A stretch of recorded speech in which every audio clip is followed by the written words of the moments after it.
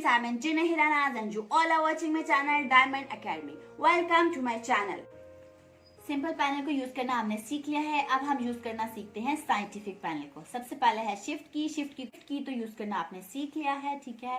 Alpha भी आपने use करना सीख लिया, ऑन भी यूज करना सीख लिया। अब हमने देखना है मोड को कैसे यूज किया जाता है, ठीक है। आपने सिंगल प्रेस किया मोड को तो आपके पास स्क्रीन पे कुछ चीजें डिस्प्ले हो गई हैं, ठीक है।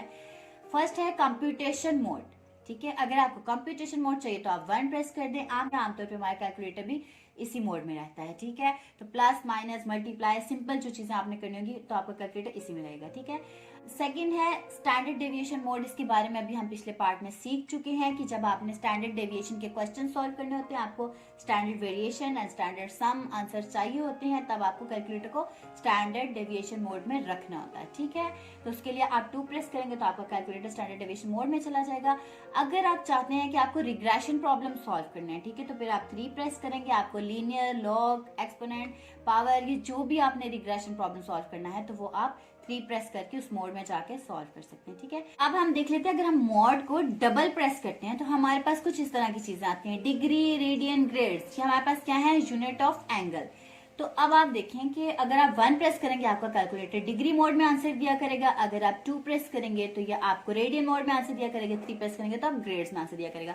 फॉर एग्जाम्पल मैंने 1 प्रेस किया, मतलब मेरा कैलकुलेटर डिग्री मोड में, तो यहाँ पे स्क्रीन के ऊपर डी लिखा हुआ आ गया। अब मुझे चाहिए साइन 45, तो डिग्रीज में मेरे पास वो 0.707 आ रहा है, ठीक है। अगर मैं मोड में जाके उसको रेडियन पे कर देती हूँ तो अब मैंने साइन 45 किया तो उसने मुझे 0.850 दिया, मीन्स कि डिग्री में 0.707 था और रेडियन में 0.50 सोन। तो हमने देखना है ग्रेड्स में क्या आंसर आता है। तो मैंने 3 प्रेस किया तो मुझे अब कैलकुलेटर में ग्रेड में आंसर चाहिए, तो मैं साइन 45 करती हूँ तो मेरे पास आ गया 0.649, ठीक है। तो इस तरह जिस यूनिट में आपको चाहिए होगा आपने उसी में कर देना होगा, ठीक है। अगर आप मोड को 3 टाइम प्रेस करते हैं तो आपके पास कुछ इस तरह की चीजें स्क्रीन पे आ जाती हैं। सबसे पहले हम 1 बाय 1 देखते हैं। सबसे पहले हम देख लेते हैं फिक्स को, ठीक है। फिक्स क्या करते हैं, डेसिमल पॉइंट फिक्स कर लेते हैं कि पॉइंट के बाद कितनी डेसिमल प्लेसेस आपको चाहिए वो चीज ये फिक्स कर लेता है, ठीक है। मैंने 1 प्रेस किया, मैं कुछ फिक्स करना चाहती हूँ तो इसने मुझसे रेंज पूछी कि आपको पॉइंट के बाद कितनी वैल्यूज चाहिए, ठीक है। जब पॉइंट में आंसर आया करेंगे तो पॉइंट के बाद आपको कितनी वैल्यूज चाहिए, तो मैं कोई रेंज लिख सकती हूँ। लेट सपोज मैं कहती हूँ मुझे पॉइंट के बाद 5 वैल्यूज चाहिए, तो मैंने 5 प्रेस कर दिया तो पॉइंट के बाद अब मेरे पास 5 वैल्यूज आया करेंगी, ठीक है। लेकिन अगर मैं कहती हूँ कि मुझे एक भी वैल्यू नहीं, एक भी वैल्यू नहीं चाहिए, 0 डेसिमल प्लेस चाहिए, ठीक है, तो मैं क्या करती हूँ 0 प्रेस कर देती हूँ तो ये मुझे 0 डेसिमल प्लेसेस देगा, ठीक है। जो भी मैं कैलकुलेशन करूंगी तो पॉइंट के बाद मुझे ये 0 डेसिमल प्लेसेस दिया करेगा। नेक्स्ट है हमारे पास साइंस मोड, ठीक है। तो मैं 2 प्रेस करती हूँ तो मैं साइंस मोड में आ जाती हूँ। साइंस मोड क्या करते हैं, मेरी सिंपल कैलकुलेशंस को साइंटिफिक नोटेशन में कन्वर्ट कर देते हैं। मतलब मुझे जो आंसर देता है वो साइंटिफिक नोटेशन में देता है। मींस साइंटिफिक नोटेशन में क्या हुआ करता है, फर्स्ट नॉन जीरो डिजिट के बाद point into 10 raise to the power की फॉर्म में आंसर, तो ये वैसे ही करता है, ठीक है।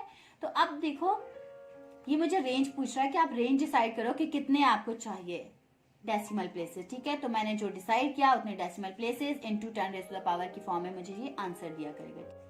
नेक्स्ट हमारे पास है थर्ड वाला नॉर्म, ठीक है। तो नॉर्म के लिए आप 3 प्रेस करेंगे तो अब ये कहता है नॉर्म 1 कि अगर आप नॉर्म 1 प्रेस करोगे तो नॉर्म 1 मोड में क्या होगा कि मैं आपको साइंटिफिक फॉर्म में आंसर दिया करूंगा, और अगर आप 2 प्रेस करोगे तो नॉर्म 2 मोड में हो गया, आप नॉर्म 2 में मैं आपको डेसिमल में आंसर दिया करूंगा, ठीक है। तो लेट्स सपोज मैं 1 कर देती हूँ, ठीक है। अब मैं कुछ करके देखती हूँ 1 डिवाइडेड बाई 200, तो इसने मुझे दिया साइंटिफिक नोटेशन में आंसर, ठीक है, 5.0 into 10 raise to the power -3, ठीक है।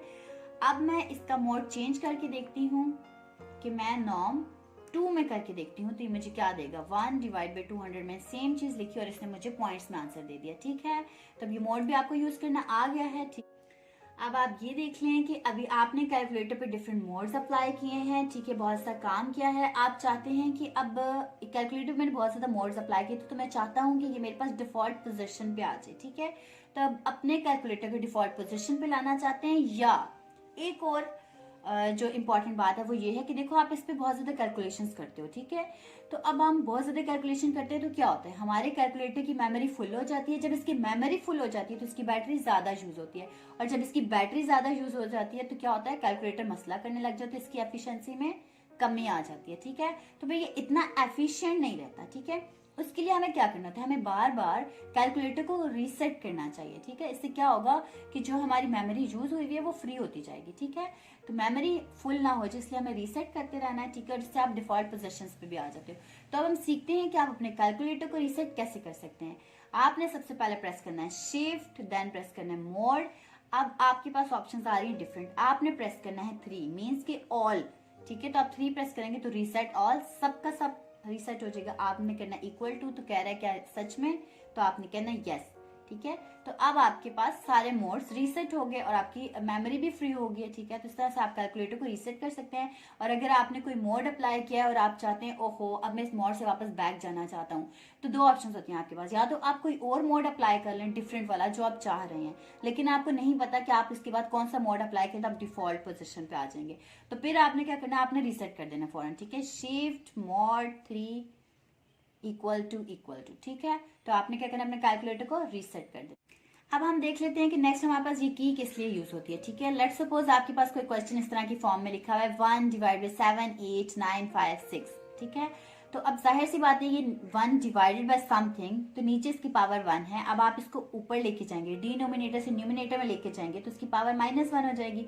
तो आप बजाय कैलकुलेटर पे इतना लंबा लिखिए 1 डिवाइड दिस, आप डायरेक्टली की वैल्यू लिख के प्रेस कर देंगे x पावर -1, तो आपके पास आंसर आ जाएगा। देख लेते हैं हम करके 7 8 9 5 6 प्रेस कर दिया ये, तो आंसर आ गया हमारे पास 1.266 इंटू 10 टू द पावर -5, ठीक है। अब नेक्स्ट देख लेते हैं इसके ऊपर क्या लिखा हुआ है, फैक्टोरियल, x फैक्टोरियल। अगर आपने फैक्टोरियल निकालना है तो आप कैसे निकालेंगे, लेट्स सपोज हम लें 5 फैक्टोरियल, तो हम अगर बाय हैंड करने लगे 5 इंटू 4 इंटू 3 इंटू 2 इंटू 1 करने से हमारे पास 5 फैक्टोरियल का आंसर आएगा, क्योंकि फैक्टोरियल यही होता है ना, उससे पहले वाली सारी वैल्यूज इंक्लूड करके मल्टीप्लाई कर देते हैं। तो हम क्या करेंगे, हम कैलकुलेटर से डायरेक्टली निकालना चाहते हैं टाइम सेविंग के लिए। तो हम क्या करेंगे, मैंने 5 का फैक्टोरियल निकालना है, मैंने लिखा 5। अब आपको पता है कि x फैक्टोरियल येलो में लिखा हुआ है, तो येलो को एक्सेस करने के लिए शिफ्ट दबाते हैं, ठीक है। तो आपके पास डायरेक्टली आ गया 120, ठीक है। तो मतलब आपको फैक्टोरियल निकालना भी आ गया।